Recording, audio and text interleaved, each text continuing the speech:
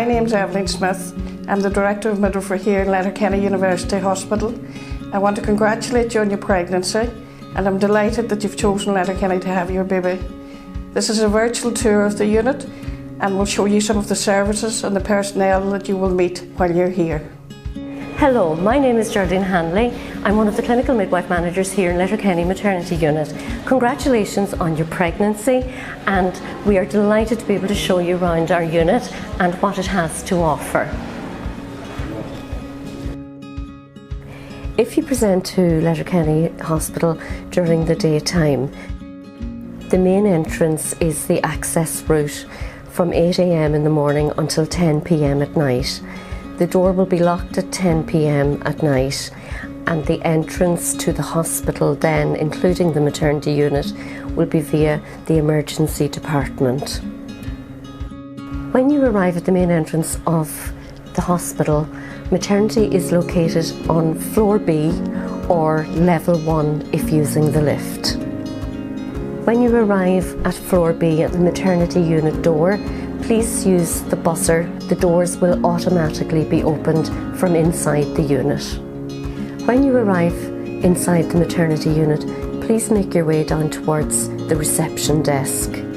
A member of staff will guide you to have a seat outside the admission room. At the reception desk, there is a member of staff on a 24-hour basis, so if you ever need to seek advice, please feel free to phone. In the admission room, the midwife will perform your first initial assessment. Hello, my name is Donna, and this is the admission room. If you need to be assessed on your pregnancy or if you're in labour, you come in here. This is the CTG, and that's the scanner there. If after your first assessment you are in established labour, we will guide you and your birthing partner to the birthing suite. Welcome to the maternity unit in Letterkenny University Hospital. This is our birthing unit. We have 4 birthing rooms, all of similar design, and this is the space that you and your partner will spend your labour time here. In the unit, all the rooms have a specific labour bed, which is used during the duration of the labour when the ladies aren't mobilising. We have a CTG machine, which is cardiotocograph monitoring to monitor baby's heartbeat intermittently or continuously. We also have a little Doppler, fetal Doppler, to monitor the baby's heartbeat.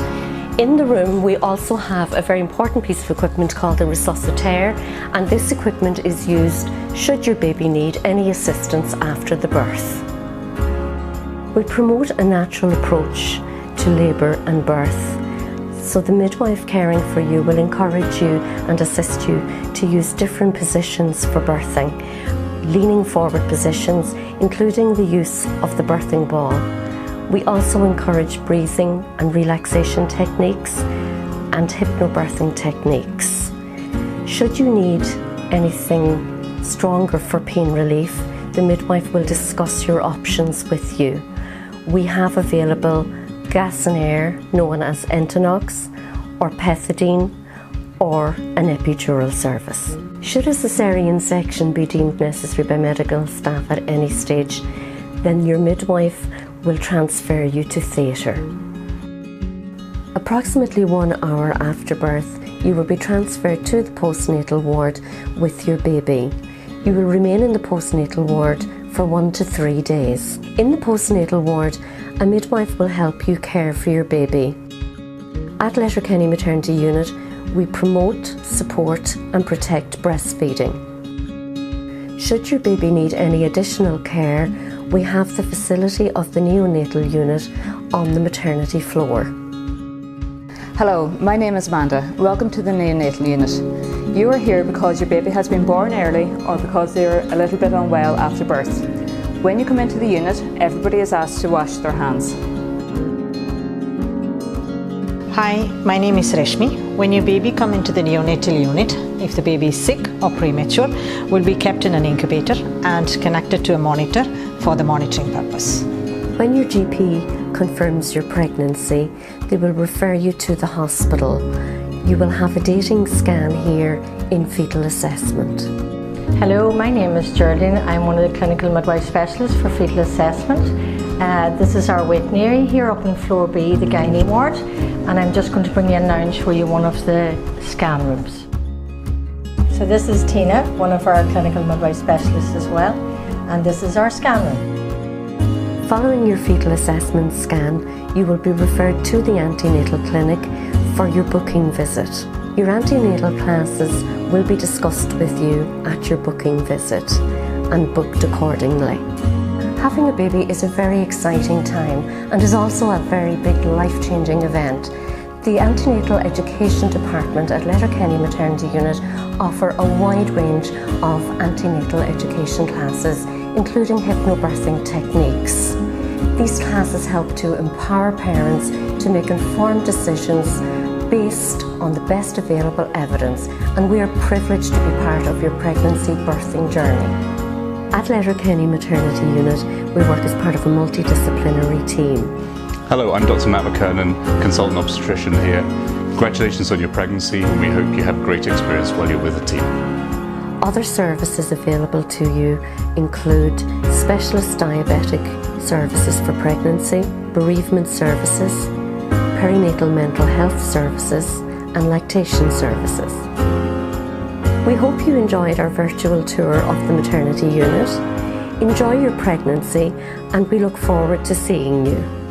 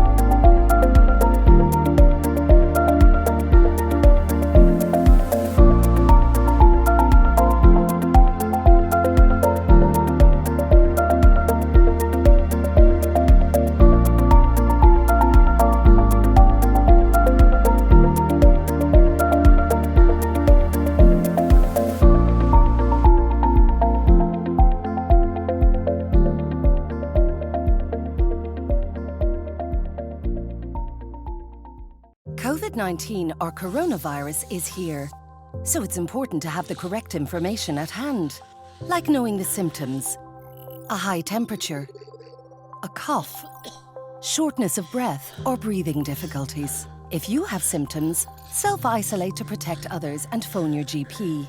Visit hse.ie for updated factual information and advice, or give us a call. Protection from coronavirus. It's in our hands.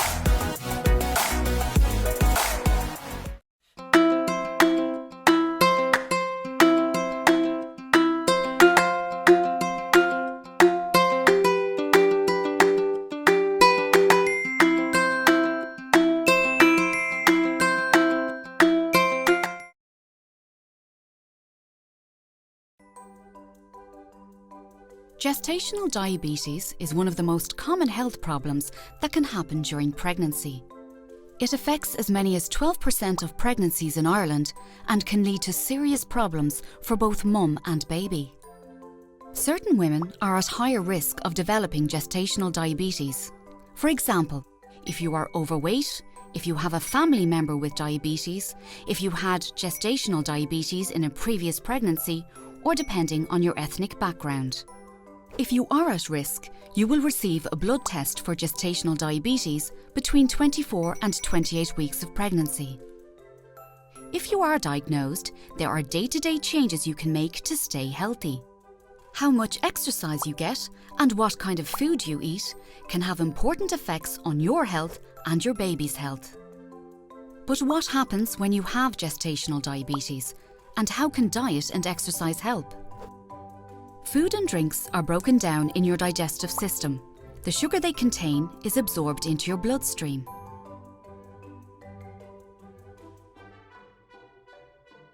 But sugar needs insulin to work. Insulin is made by the pancreas and helps sugar get into your cells. Insulin acts like a key that lets the sugar move from the bloodstream into the cells of your body, where it is used for energy. Pregnancy hormones change the way insulin works in your body. In the later stages of pregnancy, these changes make it difficult for insulin to unlock the cells and allow the sugar to enter. This is what is known as insulin resistance. Some insulin resistance is normal in pregnancy, but this means that your pancreas needs to work extra hard to keep blood sugar levels in a healthy range. When you have gestational diabetes, your pancreas is not able to keep up. As a result, too much sugar is left in the blood. However, a carefully planned diet with high-fibre carbohydrates and no added sugar can make it easier for your body to manage the sugar in your blood. Exercise will also help keep blood sugar low, as it improves insulin's ability to unlock the cells and uses up sugar for energy. If blood sugar is controlled, your chances of a healthy pregnancy are the same as a non-diabetic mum. This makes diet and exercise powerful tools for a healthy pregnancy. However, if blood sugar is not well controlled, This can lead to problems in both mum and baby. In a study of 23,000 pregnant women around the world, researchers found a link between high blood sugar in mum and babies that had grown too big. Researchers also found a link between high blood sugar and preeclampsia, premature delivery, need for caesarean section, birth injury, and abnormal sugar control in baby. Diabetes during pregnancy can also put you and your baby at risk for problems later in life, including type 2 diabetes and heart disease. But there are actions you can take.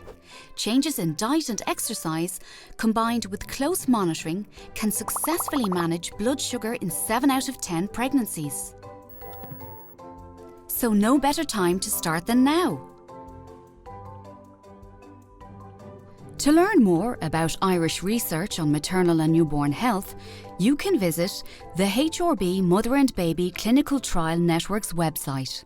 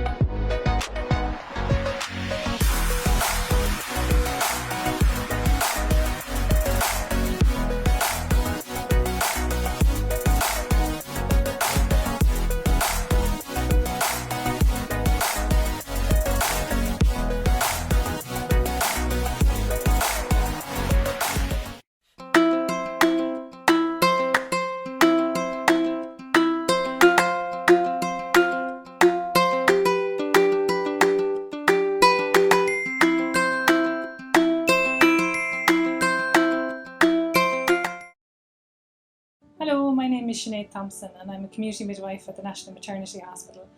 I designed and created labour hopscotch in 2015 in response to an increase in the epidural rates and also in medical interventions during labour and birth. The principle of labour hopscotch is to encourage optimal fetal positioning. This means having your baby's head in the optimum position, lined up so it can descend into the pelvis in the optimum position for labour. When this happens, it triggers the spontaneous onset of labour. When women go into spontaneous labour, it's less likely that they'll need induction, and that means that there'll hopefully be less intervention in their births. The labour hopscotch framework aims to support and promote natural and active labour. It is encouraged for all women, regardless of the care pathway that they choose for their birth, but encourages more natural methods of pain relief where possible, for as long as possible in labour. Using the idea of the game hopscotch we all played years ago, each of the steps can be undertaken to remain active during labour. The process can start at home, beginning at the bottom of the hopscotch board when you're more active and mobile. The bottom square of the labour hopscotch is called the mobilised square, and it aims at promoting optimal fetal position. There are 4 activities associated with this step, and it's important that these 4 positions are practiced throughout the antenatal period in preparation for your labour. Your midwife will explain the positions to you during your pregnancy. Our research findings, which we published in 2019 in our research study, showed that women who practiced labour hopscotch had reduced epidural rates, reduced the caesarean section rates, increased spontaneous onset of labour and vaginal deliveries, and most of all, there was an increase in birth satisfaction rates. Having a positive birthing experience makes a smoother transition to parenthood.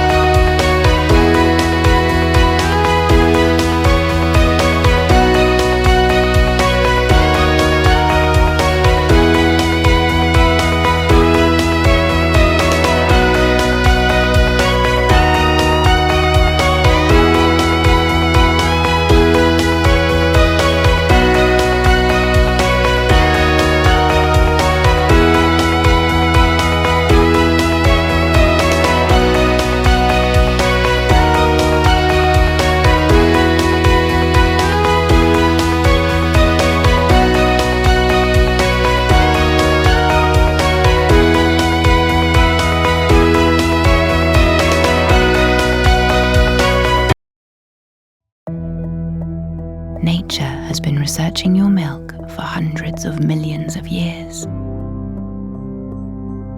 The composition of your milk is alive and changes throughout the day, the night, the months, and the years to meet your child's needs. Your milk contains stem cells. These are cells that create and repair the body and are being researched worldwide to cure conditions like Alzheimer's and diabetes. Your milk contains components that kill cancerous cells. Your body identifies bacteria and viruses found in your baby's body and environment. You then produce antibodies specifically tailored to those infections and deliver them to your child through your milk. Your milk appears to switch on a gene in your baby's body, which produces a hormone called leptin. This hormone tells your baby when his tummy is full, protecting him against overeating. Your milk contains oxytocin, a hormone that induces relaxation and feelings of well-being in your child and in you. It's all in you. Human milk, tailor-made for tiny humans.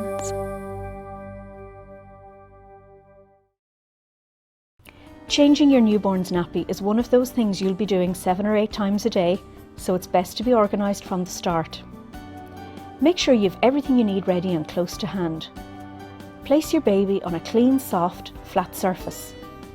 Open the nappy and wipe away excess stools from the genital area with the corner of the nappy. Hold your baby by the ankles and lift up their bottom. Use soft cotton balls or a wet cloth to clean your baby. Clean around the umbilical cord area. For a girl, be sure to wipe from front to back. This will help minimise the spread of an infection. Swap a clean nappy for the dirty one.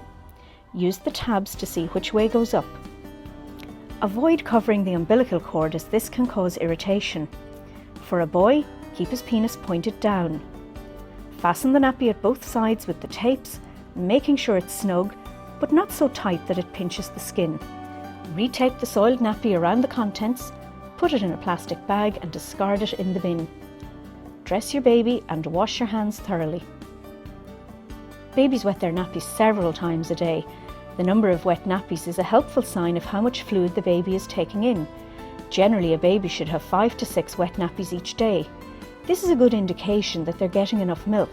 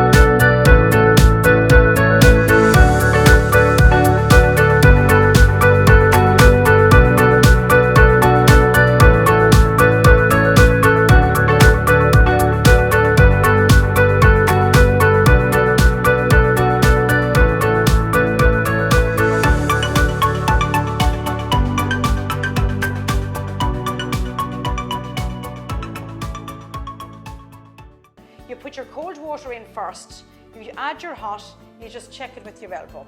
If it's comfortable for your elbow, it's fine for the baby. It's about 36 degrees centigrade, the water temperature.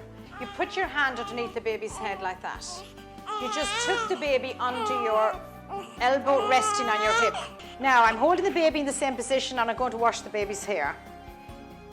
So just wash it nice and gently. This is a very good baby. And I'm going to come back onto my mat and I'm going to lie the baby back down and I'm going to dry the baby's head well.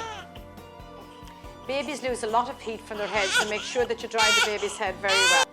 Now, when you're lifting the baby into the bath, just turn the baby over on its side, over in this position. Just put one arm, your left arm, underneath the head and hold on to the left arm. And put your right arm underneath the bottom and hold on to the left leg. Now you see there is no way this baby's going to fall on me. I've got the head well supported with my arm here on the left and I've got a good grip of the baby. Now nice and gently you're going to let the baby into the bath. If the baby's enjoying it, of course, just leave them in for a little while. Babies are very used to water from being inside, so they love the sound of the water. I'm going to lift the baby out again. Now you see I'm lifting the baby out nice and gently. So you settle them down, give them a little cuddle, settle them down, and then you're going to dry the baby off well. Don't forget areas where they can get sore if you leave them wet. All babies are quite fat in here, so get right in there under the chin, because if you leave areas wet, they're going to get red and sore. Get right under the armpit here, where they're like that. And another area is get right under behind the knees and in the groin area. They're areas that can actually get sore if you leave them wet. So you make sure that you dry those areas off very well.